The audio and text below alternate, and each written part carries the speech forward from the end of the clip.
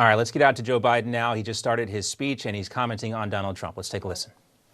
It was a state case, not a federal case, and it was heard by a jury of 12 citizens, 12 Americans, 12 people like you, like millions of Americans who served on juries. This jury is chosen the same way every jury in America is chosen.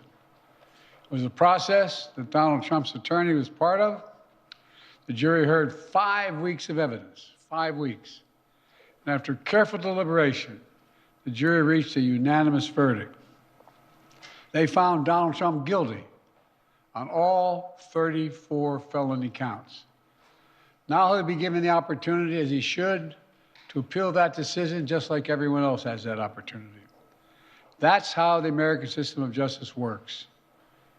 And it's reckless, it's dangerous, it's irresponsible for anyone to say this was rigged just because they don't like the verdict. Our justice system has endured for nearly 250 years, and it literally is the cornerstone of America, our justice system. The justice system should be respected, and we should never allow anyone to tear it down. It's as simple as that. That's America. That's who we are. And that's who we'll always be, God willing. Now to another issue. I want to give an update on my efforts to end the crisis in Gaza. For the past several months, my negotiators of foreign policy, intelligence community, and like have been relentlessly focused, not just on a ceasefire that would inevitably be fragile and temporary, but on a durable end of the war. That's been the focus, a durable end of this war. One that brings all the hostages home, ensures Israel's security, creates a better day after in Gaza without Hamas in power, and sets the stage for a political settlement that provides a better future for Israelis and Palestinians alike.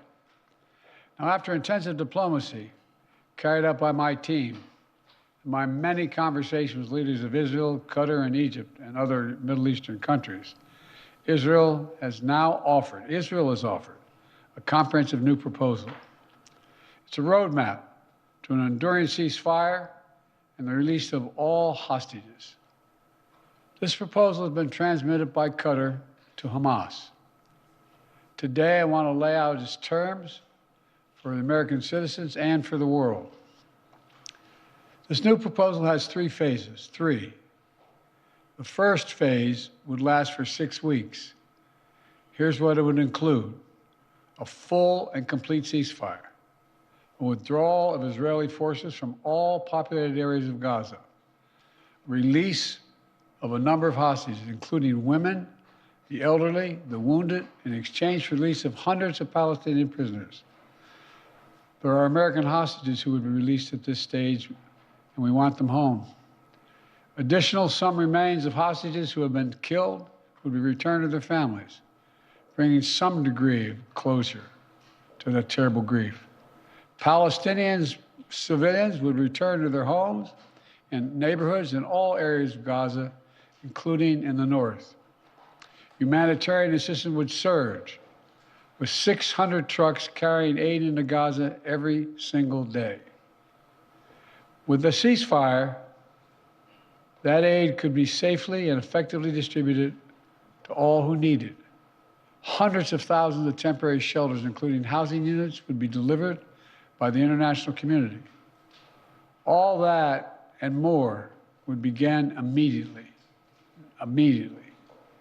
During the 6 weeks of phase 1, Israel and Hamas would negotiate the necessary arrangements to get to phase 2, which is a permanent end to hostilities.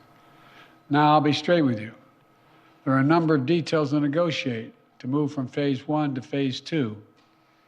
Israel will want to make sure its interests are protected. But the proposal says if the negotiations take longer than 6 weeks for phase 1, the ceasefire will still continue as long as negotiations continue. In the United States, Egypt, and Qatar would work to ensure negotiations keep going. All agreements, until all the agreements are reached and phase two is able to begin. Then phase two, there would be an exchange for the release of all remaining living hostages, including male soldiers. Israeli forces would withdraw from Gaza, and as long as Hamas lives up to its commitments, a temporary ceasefire would become, in the words of the Israeli proposal, the cessation of hostilities permanently, end of quote. Cessation of hostilities permanently.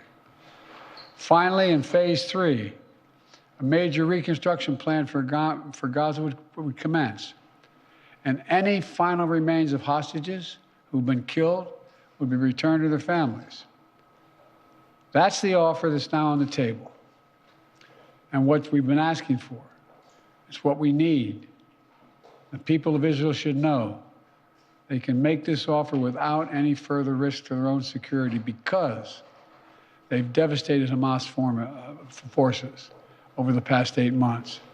At this point, Hamas no longer is capable of carrying out another October 7th, which is one of Israel's main objectives in this war, and quite frankly, a righteous one.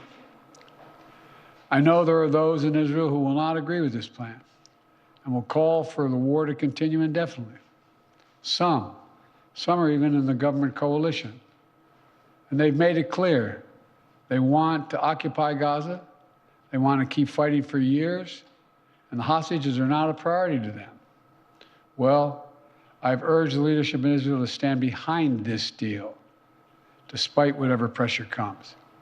And to the people of Israel, let me say this.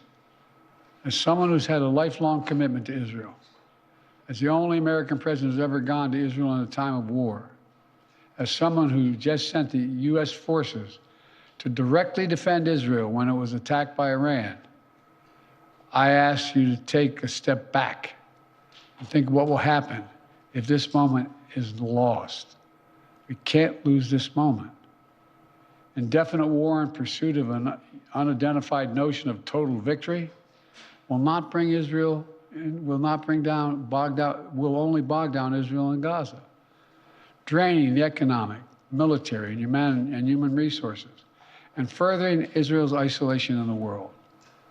That will not bring hostages home. That will not bring an enduring defeat of Hamas. That will not bring Israel lasting security. But a comprehensive approach that starts with this deal will bring hostages home and will lead to more secure Israel.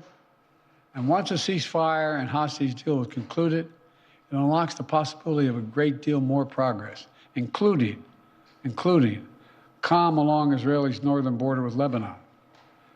The United States will help forge a diplomatic resolution, one that ensures Israel's security and allows people to safely return to their homes without fear of being attacked. With the deal, a rebuilding of Gaza will begin. Arab nations and the international community, along with Palestinian and Israeli leaders, to get it done in a manner that does not allow Hamas to rearm. And the United States will work with our partners to rebuild homes, schools, and hospitals in Gaza, to help repair communities that were destroyed in the chaos of war. And with this deal, Israel could become more deeply integrated in the region, including, it's no surprise to you all, including no potential historic normalization agreement with Saudi Arabia. Israel could be part of a regional security network to counter the threat posed by Iran. All this progress would make Israel more secure, with Israeli families no longer living in the shadow of a terrorist attack. And all this would create the conditions for a different future, a better future for the Palestinian people, one of self-determination, dignity, security, and freedom. This path is available once the deal is struck. Israel will always have the right to defend itself against the threats to its security and to bring those responsible October 7th to justice. And the United States will always ensure that Israel has what it needs to defend itself. If Hamas fails to fulfill its commitments under the deal, Israel can resume military operations. But Egypt and Qatar have assured me, and they are continuing to work to ensure that Hamas doesn't do that. The United States will help ensure that Israel lives up to their obligations as well. That's what this deal says. That's what it says. And we'll do our part. This is truly a decisive moment. Israel has made their proposal. Hamas says it wants a ceasefire. This deal is an opportunity to prove whether they really mean it. Hamas needs to take the deal. For months, people all over the world have called for a ceasefire. Now it's time to raise your voices and demand that Hamas come to the table, agrees to this deal, and end this war that they began. Of course, there'll be differences on the specific details that need to be worked out. That's natural.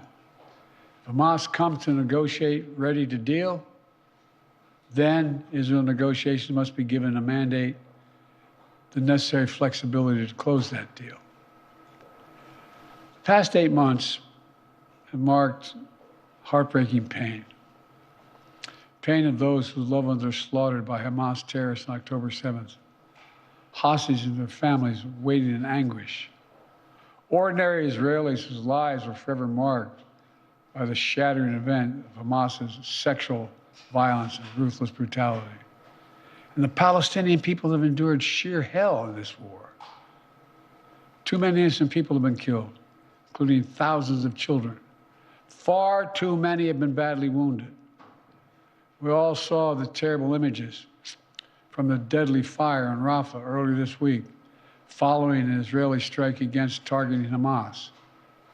And even as we work to surge assistance to Gaza, with 1,800 trucks delivering supplies these last 5 days, 1,800, the humanitarian crisis still remains. I know this is a subject on which people in this country feel deep, passionate convictions, and so do I. This has been one of the hardest, most complicated problems in the world. There's nothing easy about this, nothing easy about it. Through it all, though, the United States has worked relentlessly to support Israeli security, to get humanitarian supplies into Gaza, to get a ceasefire and a hostage deal to bring this war to an end. Yesterday, with this new initiative, we've taken an important step in that direction. I want to level with you today as to where we are and what might be possible. But I need your help. Everyone who wants peace now must raise their voices and let the leaders know they should take this deal, work to make it real, make it lasting, and forge a better future out of the tragic terror attack and war. It's time to begin this new stage. For the hostages to come home, for Israel to be secure, for the suffering to stop. It's time for this war to end, for the day after to begin. Thank you very much. Mr. President, can you tell us, Donald Trump refers to himself as a political prisoner. All right, we're just going to listen a little bit. Let's listen in real quick as he responds to some of these questions. Let's see what he says here. We'd love to hear your thoughts, sir. Should he be on the ballot, sir?